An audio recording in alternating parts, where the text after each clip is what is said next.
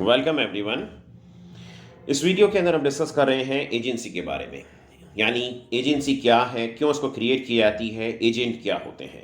तो इंट्रोडक्शन में कहेंगे कि एजेंसी क्यों क्रिएट हो रही है। तो agency is created for the expansion of trade और the business, that is for the lawful act. तो कहेंगे कि contract of the agency has mainly two parties, दो पार्टीज हैं इसके अंदर, एजेंट एंड प्रिंसिपल। अब आता है कि मीनिंग क्या है, कि मीनिंग ये है कि the act of agent is act of the principal, यानी agent is competent to do what principal can do, लेकिन वो लॉफुल होना चाहिए और इम्पर्सनल एक्ट होना चाहिए। लेकिन यहां पे एक और चीज हम बता दें कि principal can not be minor.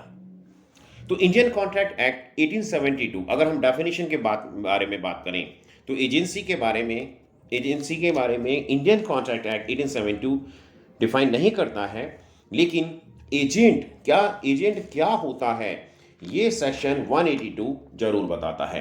कि ये कहता है कि an agent is a person employed to do any act for another or to represent another in dealing with third person। तो नेक्स्ट है कि what are the methods या modes of creating a agency। तो इसमें अगर कोई agency create करनी है तो किस तरह से क्रिएट की जा सकती है। तो पहला है एक्सप्रेस वे। जैसे एक्सप्रेस वे में आएगा ओरल और रिटर्न, यानी कहकर और लिखकर बता देना कि ये जो भी पर्सन है, so and so person is my agent from today onwards. Next आता है एस्टोपेल और होल्डिंग एक्ट, यानी इस केस में कोई जो व्यक्ति है उसको आप नाम लेकर कह रहे हैं कि वो मेरा एजेंट है और मेरे बिहाफ पे वो आपसे आकर किसी भी तरह की डील करेगा और वो कर लेता है, परंतु एक्चुअली में वो आपका एजेंट है ही नहीं। तो इसको कहते हैं एस्टोपेल एजेंट, जो कि बाद में आपस में आप बात करके एजेंट बना लेते हैं उसको एक तरह से। नेक्स्ट आता है agent by necessity. Agent by necessity यानी जरूरत के हिसाब से एजेंट बनना या बनाना। मान लो, इसको एग्जांपल हम इस तरह से दे सकते हैं कि ए व्यक्ति ने सामान बुक किया दिल्ली से मुंबई के लिए।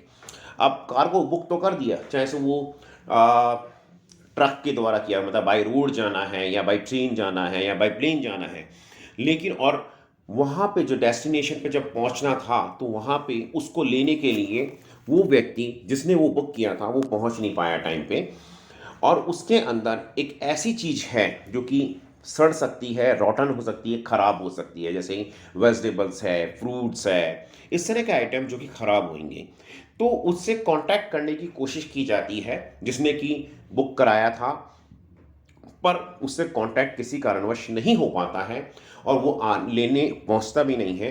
तो उस केस में उसके फ़ायदे के लिए जो भी जिसने भी ये बुकिंग की है, मतलब जो जिसने वहाँ माल पहुँचाया है, वो उसके बिहाफ पे एजेंट बन के उस माल को बेच सकता है।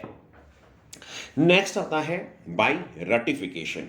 बाय रेटिफिकेशन का मतलब ये है कोई व्यक्ति जा करके थर्ड पर्सन को जाके मार्केट में हर जगह ये कहता है कि मैं उसका एजेंट हूँ, एक्चुअली वो उसका एजेंट है ही नहीं, लेकिन जाके कहता है कि मैं एजेंट हूँ और ऑर्डर्स ले लेता है। अब वो आकर के ए पर्सन को कहता है कि मैं तुम्हारे लिए ऑर्डर लेके आया हूँ, लेकिन ए कहता तो मेरा एजेंट है ही नहीं, लेकिन कोई बात नहीं, तू मेरे लिए इतने ऑर्डर्स लेके आया तो आज से तू मेरा एजेंट अपॉइंट करता हूँ। तो इस तरह के एजेंट को कहते हैं, जो कि अपॉइंट किए जाते हैं, वो है बाय रेटिफिकेशन। नेक्स्ट है इम्प्लाइड वे।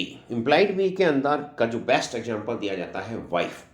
जो हस्बैंड जो है वो प्रोवाइडिंग एक्सपेंसेस के लिए, मतलब वाइफ जो है प्रोवाइडिंग एक्सपेंसेस के लिए एंटाइटल रहेगी, या मतलब उसके अंदर उसको हम कह सकते हैं कि वो उसकी एजेंट मानी जा सकती है। किस तरह से, लेकिन ओनली फॉर द 5 रीजन्स, जैसे ब्रेड यानी रोटी के लिए, क्लोथ्स यानी कपड़े के लिए, हाउस यानी मकान के लिए, मेडिकल एक्सपेंसेस के लिए, एजुकेशन यानी पढ़ाई लिखाई के लिए। अब नेक्स्ट पॉइंट आता है कि एजेंट पर्सनली लायबल कब होगा। कोई भी एजेंट है वो पर्सनली लायबल कब माना जाएगा। तो जैसे है फॉरेन प्रिंसिपल, यानी प्रिंसिपल अब्रॉड में रह रहा है, इंडिया में नहीं रह रहा है। जिस कंट्री के अंदर आप रह रहे हैं उस कंट्री में नहीं है, जैसे इंडिया में नहीं रह रहा, वो फॉरेन के अंदर रह रहा है। सेकेंड है एक्सप्रेसली प्रिंसिपल। नेक्स्ट है एजेंसी कपल्ड विथ इंटरेस्ट, जिसको इररिवोकेबल भी कहते हैं। फिर है ट्रेड यूजेस और कस्टम।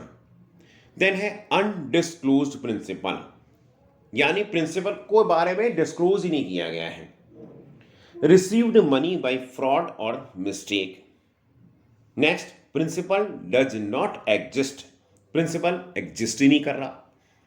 नेक्स्ट है principal can not be sued, यानी उसके अगेंस्ट किसी भी तरह की स्यू नहीं की जा सकती, जैसे कि वो अगर माइनर है या वो इडियट है। तो थैंक यू वेरी मच। इसके बारे में हमने आज एजेंसी और एजेंट के बारे में एक्सप्लेन किया। अगर आपको ये वीडियो अच्छा लगा तो जरूर